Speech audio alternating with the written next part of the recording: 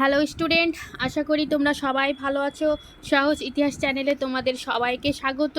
আজকের ক্লাসটি সপ্তম শ্রেণীর ইতিহাস বিষয়ের ভাষা ও সাহিত্য, আরবি ও ফার্সি এই টপিক থেকেই।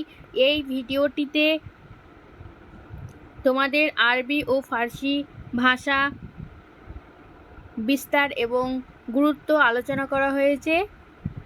তোমাদের টেক্সট বই থেকেই কিছু কথা ভালোভাবে আলোচনা করা হয়েছে, যেগুলি খুব গুরুত্বপূর্ণ। তোমরা নিয়মিতভাবে টপিক ওয়াইজ ক্লাস পেতে চ্যানেলটিকে অবশ্যই সাবস্ক্রাইব করো। আশা করি তোমাদের এই ক্লাসগুলি করলে পরীক্ষায় অনেক ভালো ফল করবে। তোমরা চ্যানেলটিকে সাবস্ক্রাইব করে বেল আইকনটিকে অবশ্যই প্রেস করে দাও, তাহলেই তোমাদের ভিডিওর নোটিফিকেশনগুলি সঙ্গে সঙ্গেই চলে যাবে। তাহলে চলো আজকে শুরু করা যাক।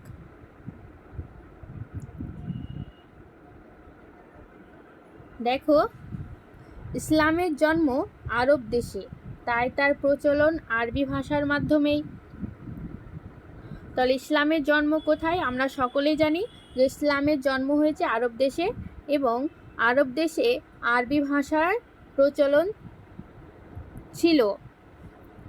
আরবির কদর ছিল কেবল ভারতে শিক্ষিত মুসলমানদের কাছে। যখন আমাদের ভারতবর্ষে আরবি ভাষা আস্তে আস্তে বিস্তার লাভ করে, তখন কিন্তু শুধুমাত্র শিক্ষিত মুসলিমদের কাছেই এই আরবি ভাষা শেখার গুরুত্ব ছিল। বেশ কিছু সরকারি বই আরবি ভাষায় লেখা হয়। তাদের মধ্যে উল্লেখযোগ্য ঔরঙ্গজেবের রাজত্বকালে লেখা ফতোয়াত-ই-আলমগীর। এই ফতোয়াত-ই-আলমগীর বইটি কার সময়ে লেখা? ঔরঙ্গজেবের রাজত্বকালে। এটা খুব ভালোভাবে মনে রাখবে। পরে দেখো, ভারতের ফার্সি সাহিত্যের শুরু সুলতানি শাসনের হাত ধরে। তাহলে আমরা আরবি এবং পরে দেখছি যে ফার্সি। ভারতে আরবি ভাষার বিস্তার হলেও কিন্তু ফার্সি ভাষায় সবথেকে বেশি পরিমাণে সরকারি কাজকর্মের ক্ষেত্রে ব্যবহার হতো। তাহলে এই ফার্সি ভাষা সাহিত্যের শুরু হয়েছিল সুলতানি যুগে। দশম শতাব্দীতে তুর্কিরা যখন ভারতে আসে, তখন থেকে ফার্সি প্রচলন ঘটে। এর আগে অবশ্য ফার্সি প্রশাসনিক ভাষা হিসেবে মধ্য এশিয়া এবং ইরানে প্রচলিত ছিল। অর্থাৎ প্রশাসনের সরকারি সমস্ত কাজকর্মই ফার্সি ভাষায় চলতো এশিয়া এবং ইরানে। পরে দেখো, কুতুবউদ্দিন আইবক ও ইলতুৎমিশ ফার্সি ভাষার পৃষ্ঠপোষক ছিলেন। দাস বংশের প্রতিষ্ঠাতা কুতুবউদ্দিন আইবক এবং ইলতুৎমিশ দেখো ফার্সি ভাষার পৃষ্ঠপোষক ছিলেন। ফার্সি ভাষা ও সাহিত্য বিকাশে খলজি যুগের অবদান গুরুত্বপূর্ণ। অর্থাৎ ফার্সি ভাষা খলজি যুগে খুব বেশি বিস্তার লাভ করেছিল। এই সময় লাহোর শহর হয়ে উঠেছিল ফার্সি ভাষা চর্চার প্রধানতম কেন্দ্র। তাহলে এইটা খুব মনে রাখবে যে কোন শহর ফার্সি ভাষা চর্চার প্রধানতম কেন্দ্র ছিল এই খলজি যুগে, সেটি হলো লাহোর শহর। আমি তোমাদের এই আলোচনা করতে করতে অনেক গুরুত্বপূর্ণ প্রশ্ন যেগুলি বলবো খুব ভালো করে মনে রাখবে, সেগুলি অবশ্যই মনোযোগ দিয়ে দেখবে, কেননা সেই সমস্তগুলি খুব ইম্পর্টেন্ট। এবং তোমরা ভিডিওটি অবশ্যই প্রথম থেকে শেষ পর্যন্ত দেখবে, তাহলে খুব ভালোভাবে বুঝতে পারবে। পরে দেখো, সে সময় ফার্সি সাহিত্যিক এবং দার্শনিকদের মধ্যে আমির খসরুর লেখা ছিল সবচেয়ে উল্লেখযোগ্য। এই আমির খসরু কার রাজসভায় ছিলেন? আমরা সকলেই জানি যে আমির খসরু ছিলেন আলাউদ্দিন খলজির সময়ে। আমির খসরু ছিলেন আলাউদ্দিন খলজির সময়ে। তাহলে এই আমির খসরু ছিলেন ফার্সি সাহিত্যিক এবং দার্শনিকদের মধ্যে একজন বিখ্যাত লোক, একজন বিখ্যাত ব্যক্তি। 1252 খ্রিস্টাব্দে উত্তরপ্রদেশের বদাউনের কাছে পাটিয়ালিতে জন্মগ্রহণ করেন আমির খসরু। তিনি সাহিত্যের এক নতুন রচনাশৈলী সবক-ই-হিন্দ আবিষ্কার করেন। তাহলে সবক-ই-হিন্দ কার আবিষ্কার? সবক-ই-হিন্দ আবিষ্কার করেন আমির খসরু। এটা খুব ভালোভাবে মনে রাখবে। পরে দেখো, ফার্সি ভাষার বিখ্যাত ঐতিহাসিকরা ছিলেন মিনহাজ-ই-সিরাজ, ইসামি এবং জিয়াউদ্দিন বারনী। অর্থাৎ মিনহাজ সিরাজ ইসামি এবং জিয়াউদ্দিন বারুনি এরা ছিলেন ঐতিহাসিক এবং তারা ফার্সি ভাষায় সেই সময়ের ইতিহাস লিখে গেছেন। মধ্যযুগে বহু রচনা মূল সংস্কৃত থেকে ফার্সিতে অনুবাদ করা হয়। এই ধারার প্রথম লেখক ছিলেন জিয়া নাকসাবি। তিনি সংস্কৃত ভাষায় লেখা গল্পমালা ফার্সিতে অনুবাদ করেন, যার নাম হয় তুতিনামা। অর্থাৎ এই জিয়া নাকসাবি তিনি কি করতেন, তিনি সংস্কৃত বহু একদম মূল সংস্কৃত ভাষায় লেখা গল্পগুলিকে ফার্সি ভাষায় অনুবাদ করে প্রকাশ করতেন এবং এই তার প্রকাশিত গল্পমালা ফার্সি ভাষায় অনুবাদ করা গল্পমালাগুলি তুতিনামা নামে পরিচিত।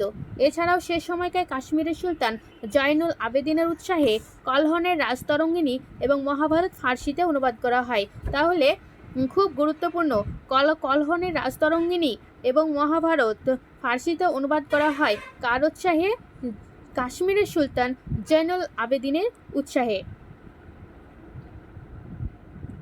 পরে দেখো, ফার্সিতে অনুবাদের এই রেওয়াজ সমানভাবে চলতে থাকে তুঘলক, সৈয়দ এবং লোদি আমলেও। তাহলে ফার্সির কদর ছিল তুঘলক, সৈয়দ এবং লোদি আমলেও।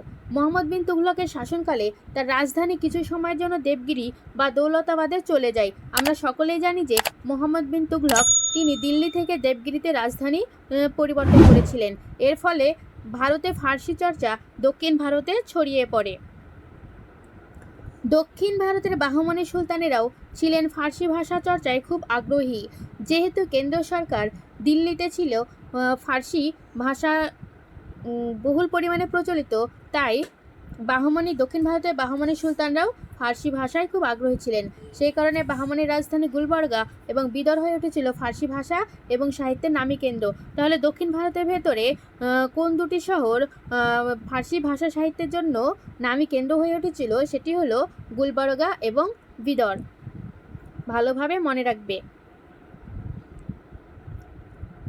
পরে দেখো, আকবরের আমলে বদাউনি করেছিলেন রামায়ণের অনুবাদ। এটা খুব ইম্পর্টেন্ট যে রামায়ণের অনুবাদ কে করেন?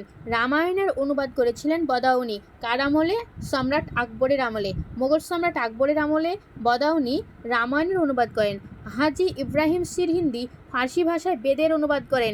এটাও ভীষণ ইম্পর্টেন্ট যে বেদের অনুবাদ কে করেন? বেদের অনুবাদ করেছিলেন হাজি ইব্রাহিম সিরহিন্দি।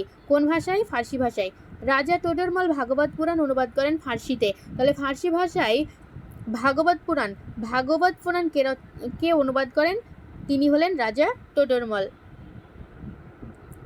পরে দেখো, সম্রাট আকবরের সময় ফার্সিতে লেখা ইতিহাসমূলক তিনটি উল্লেখযোগ্য গ্রন্থ হলো আবুল ফজলের আকবরনামা এবং আইনে আকবরী ও বদাউনির মুনতাখাব উত-তওয়ারিখ এবং নিজামুদ্দিন আহমদের তবাকাত ই আকবরী।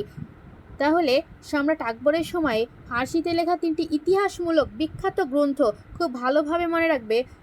আবুল ফজলের আকবরনামা, তাহলে আকবরনামা এবং আইনে আকবরী এই দুটি গ্রন্থ কে রচনা করেন? এই দুটি গ্রন্থ রচনা করেন আবুল ফজল।